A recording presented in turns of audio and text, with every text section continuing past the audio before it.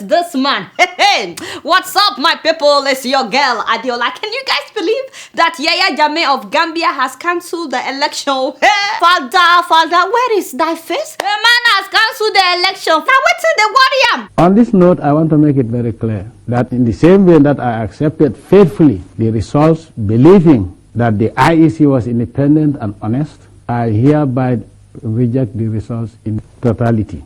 He rejected the result of the election that everybody has been celebrating. He said that there are discrepancies and abnormalities in the result. I was like, shoo. Say what? Like, Jammeh, something is smelling. Did you put up Jammeh's photo? Yeah, take it now, please. It smells right now. Just, I knew it. I knew the man was up to something. The moment he considered like that, I knew he was up to something. Now he's showing us his true color. No, be so showing the whole world his true color, including those that were praising him at that time when he considered.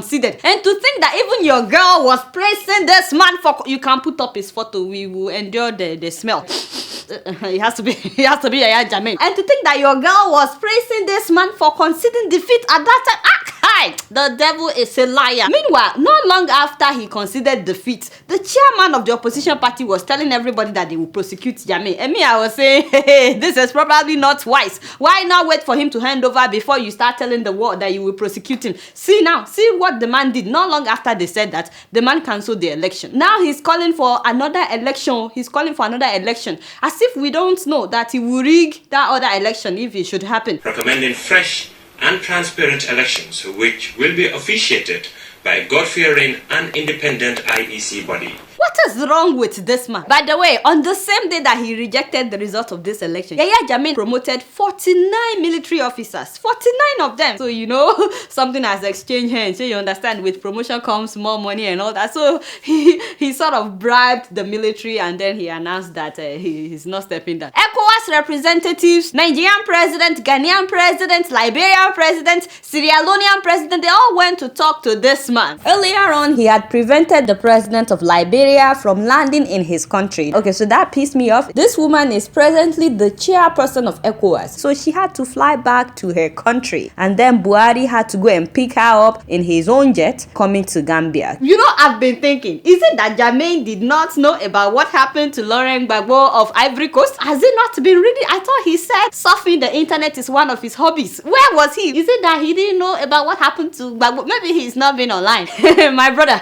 In case you don't know Yahya Jammeh, the truth of the matter is when you refuse to live peacefully, you will be removed forcefully. I'm just saying, you know, either today or tomorrow, someday they will kick you out, just so you know. Instead of him to agree to step down though, Jammeh decided to call religious leaders of Gambia. He invited imams and pastors. He told them to be preaching about unity and peace, and he told them to convince their followers to not be violent. Because people listen to you more than they listen to politicians.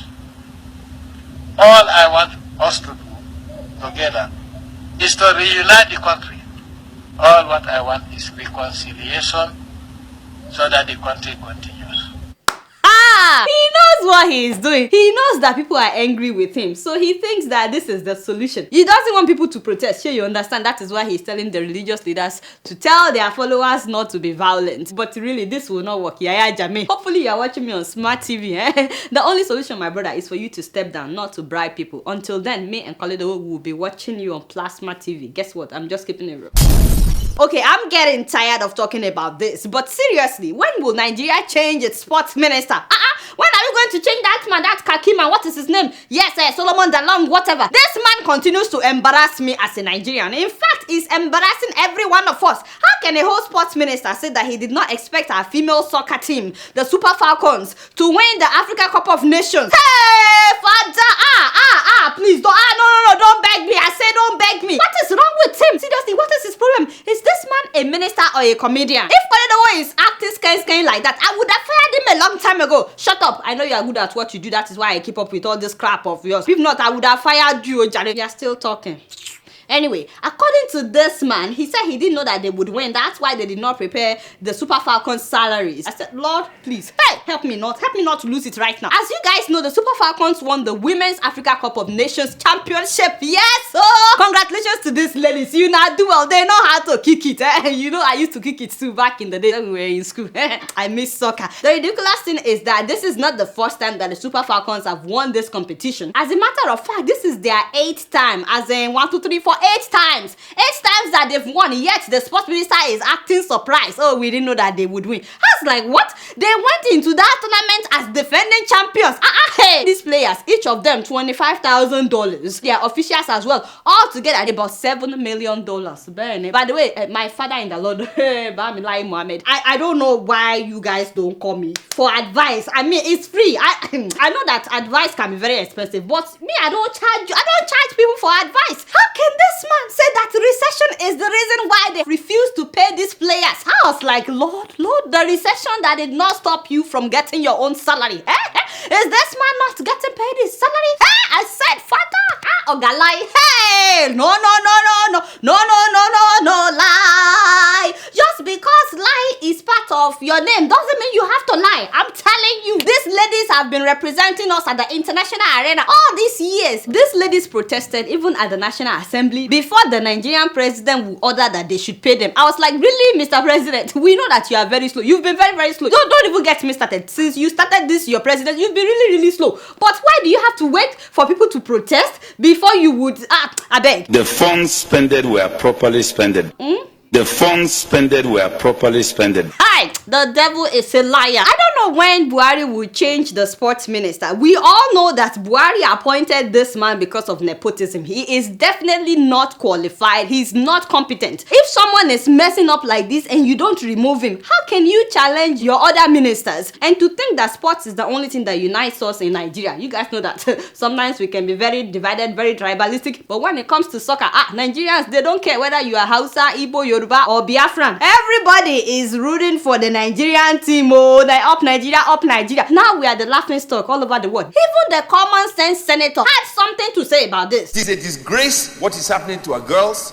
It is a disgrace what happens to our football players, our boxers, our tennis players, our swimmers, and all athletes representing Nigeria. The talent for Nigeria to be great is the people we have in this country. Thank you, Mr. Senator. You know, I know that the two of us, we don't always get along, but on this one, I agree with you. As I was saying, we don't cherish our athletes in Nigeria. We are the laughing stock of the whole world. Our male and female teams put in their best, but we treat them like trash. The entire sports division must be overhauled. And only people with intelligence and a drive to make Nigerians great to be appointed to the Ministry of Sports. Again, thank you, Jeremiah Oga. Only the children of the poor will go into sports. What did he just say? The children of the rich will go into science and technology. They will not go into sports. Pay attention while flog some people here now. Stop it! Stop it! Mr. Senator, seriously? Only children of poor people go into sports? You know you started well. You were making common sense. But I don't know what happened along the way. Anyway, there's something that we need to talk about too. You guys know that Christmas is coming. And can you guys believe that armed robbers are now sending notes to neighborhoods and to different houses telling people that they are coming for their own Christmas gift? You know, this thing has been happening for years. This thing has been going on for years. For years, armed robbers will send notes and they would come to rob people just as they said that they would. You think that the police don't know that they are coming? And in many cases, these armed robbers are even better armed than the police. Also, last week, someone on Twitter was tweeting how armed robbers were operating on the Lagos-Ibadan Express Road. He said that all the cars were turning back, that his own car also turned back, that they're looking for police. There's no police anywhere in sight. I think that it's really sad that this is still going on. Please, Nigerian government, this thing has been happening for years. It's about time that we find a solution to this. Christmas is supposed to be a season of joy, a time for families to get together. But for so many people, it is actually a nightmare. It's a time of fear, like for real. So if this is not affecting you, it is affecting some people. Please, Nigerian government, do something. You guys don't know much. Guess what? I'm just keeping it real.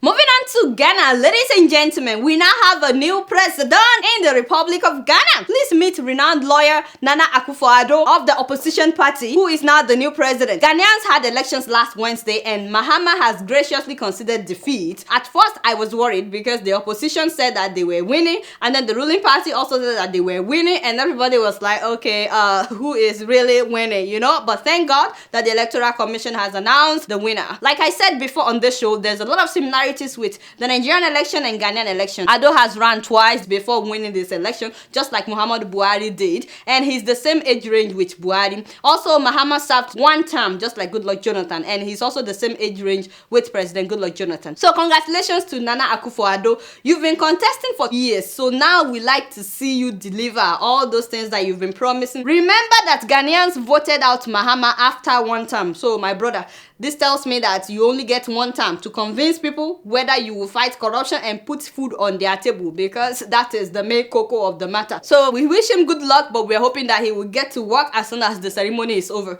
Guess what? I'm just keeping it real. Still on Ghana. Okay, so I thought that Nigerians are the ones that they call scammers. I'm not saying that we are scammers. I'm just saying people call us 419. But can you guys believe that Ghanaians have taken it to another level? Charlie, why? How can a fake American embassy operate in Accra for over 10 years? Hey! Over 10 years! Hey! Issuing real visas. How is that even possible? Real visas from fake embassy. How about? Don't tell me that the government officials did not know about this. Somebody somewhere was getting paid. And please don't tell me that somebody at the real embassy doesn't know about it. You cannot tell me that. Because how were they able to get real visas to give to people? I heard that they were issuing some fake visas as well. But this fake embassy was run by Ghanaian and Turkish organized crime gangs, charging people $6,000. As in, hey, by the way, if somebody is charging you $6,000 for visa, shouldn't you know that something is up? And look at the building. How can an American embassy look like this? Have you ever seen an embassy that looks like this? But you know, it's possible that some of these applicants knew what they were getting into. Some of them, they probably knew what they were getting into. But again, the story said that there were white people working at this fake embassy. So I guess that is all you need to deceive an African. The embassy had an American flag and a portrait of President Obama. So when visitors arrived at the embassy and they saw white people working there inside the embassy, that was it. So the US State Department said that the customers received legitimate visas and that some of them received counterfeit visas, as well as false identification documents such as bank accounts and birth certificates. The way they were running this embassy was to look for customers in remote regions outside Accra, and then they would shuttle these people into Accra and have them stay in hotels because walk-ins were not permitted at this fake embassy. So the guys would pick them up from the hotels and drive them to the fake embassy. The State Department conducted raids and arrested several suspects back in June, but the Turkish suspects are still at large. 150 passports from 10 different countries were found during this raid. So people were even coming from outside Ghana to come and apply at this embassy. You know, this organized crime gang were advertising their services throughout Ghana, the Ivory Coast, and even Togo. And they were able to operate for a whole decade by paying off corrupt government officials. Right now, the US doesn't know how many people came into the US with this fake visa. So nobody really knows. But again, you guys know I don't know much. Guess what? I'm just keeping it real. Last week in Nigeria, a church building collapsed in Uyo, that is in Akwa Ibom. NEMA said 6 people died. Nigerian police said 27 people died. The medical director of a hospital told the Associated Press that 160 people died. Photojournalists said that they counted more than 100 people. And eyewitnesses said more than 200 people died. Don't worry, I'll come back to casualties later. But what is wrong with us in Nigeria? Really, why is it that we don't value human lives? Even in churches. The pastor received a stop work order in 2014. That's 2 years ago. He received that order when the building was still in foundation level from the Uyo Capital City Development Authority, that the building was not approved. It didn't pass inspection. Why would a man of God ignore stop work order?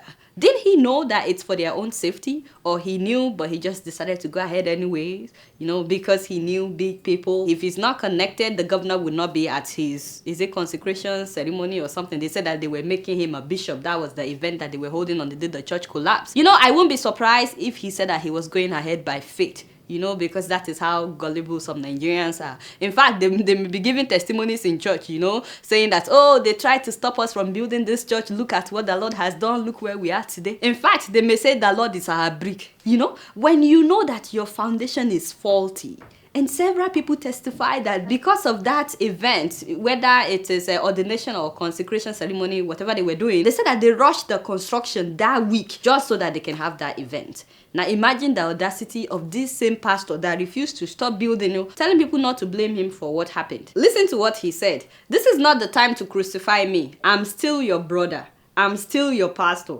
Once I'm out of my hospital bed, I will come on air and we will pray together." You see what I'm saying? Honestly, something is fundamentally wrong somewhere. If not that Nigerians worship their men of God, their pastors, their general overseers, forget that this man is a pastor. Imagine if somebody went ahead with the construction of a building, knowing that it is not safe and about 200 people died. How do you think Nigerians would react? "I'm still your pastor? Are you kidding me?" Is this what this man should be saying? What happened to taking full responsibility for what happened? He's telling people that he will go on air so they can pray together.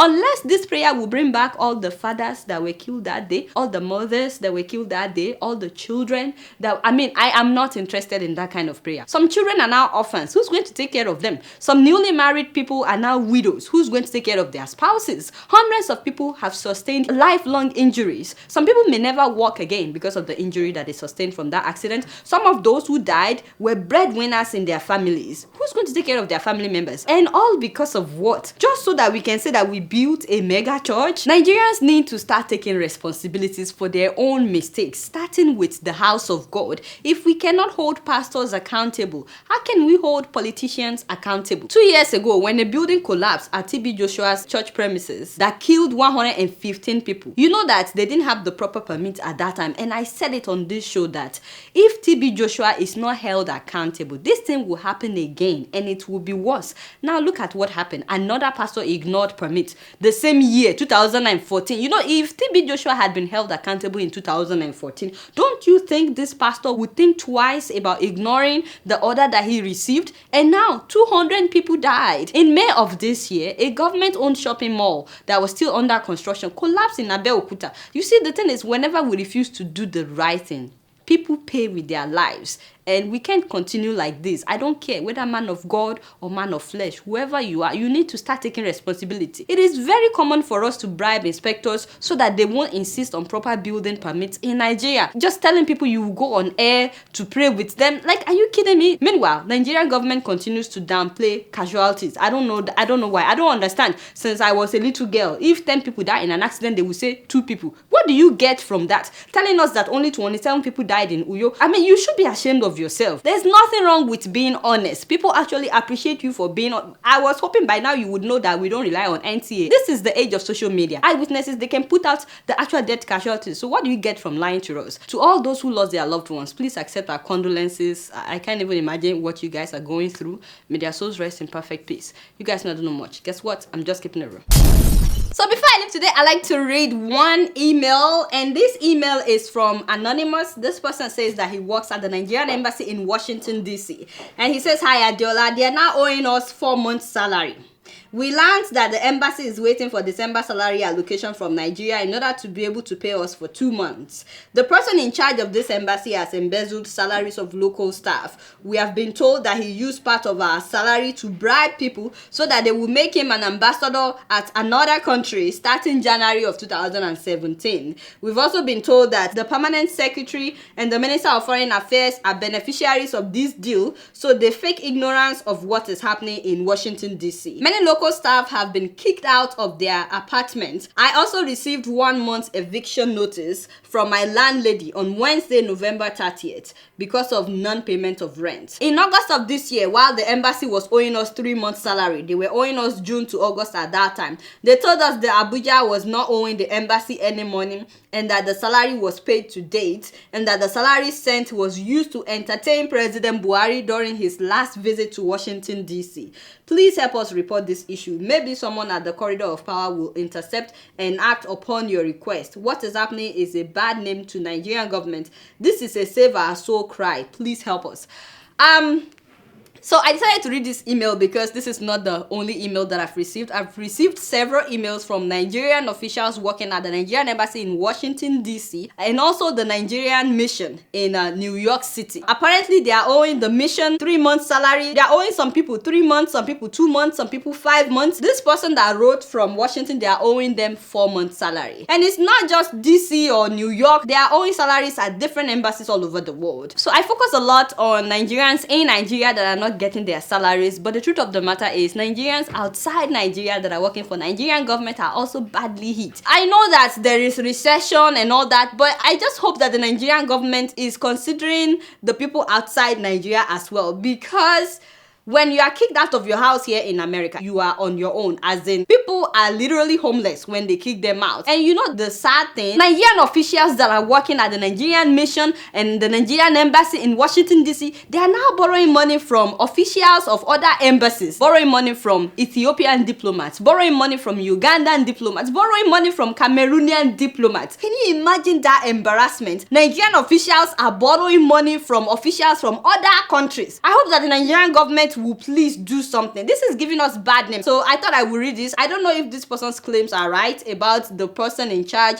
embezzling money. He may be right, he may not, I don't know. But I decided to read this just to get the attention of somebody at the Nigerian government that you need to pay these people their salaries. It's not funny at all. So that's all the time that I have for emails today. Please keep sending your emails to adeola.kipnero@gmail.com. Growing up in Kenya, my sister and I were very close. But like any sisters, we fought a lot. She always got new clothes, and I always got hand-me-downs. Now she's putting her children through school in Kenya. We still fight sometimes, especially when I send money for the kids. I tell her, buy some clothes for the younger one, and we both laugh. With nearly 500,000 locations, our app and online, this is moving money for better. Alright guys, it's been real and I'm keeping it real right up in here. Don't forget to follow me on Facebook, Twitter, and Instagram. Until next week, I'm gonna see you all later. Peace out.